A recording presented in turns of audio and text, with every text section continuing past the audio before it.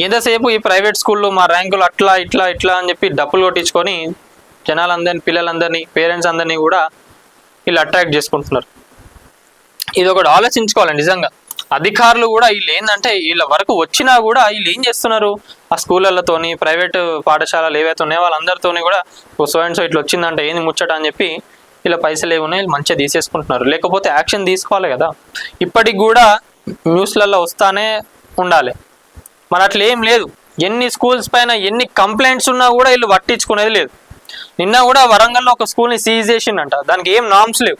కొన్ని ఏంటంటే మనం గత ప్రభుత్వం ఉన్నప్పుడు కొన్ని ఇప్పుడు చెప్పుకుంటున్న బడా యూనివర్సిటీలు ఏవైతే ఉన్నాయో వాటికి యూనివర్సిటీ ఇంజనీరింగ్ కాలేజీలు ఏవైతే ఉన్నాయో వాటికి యూనివర్సిటీలు కూడా ఎట్లా వచ్చినాయి అనేది కూడా కొంతమంది మంత్రులు చెప్పడం జరిగింది బహిర్గతంగా.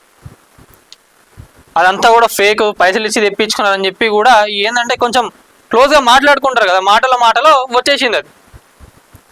అంత ఫేక్, అది మీ యూనివర్సిటీ కాదు, అసలు మీకు నామ్స్ ఎక్కడ ఉన్నాయని చెప్పి కూడా అన్నారు. సో ఇట్లుంటుంది ముచ్చట.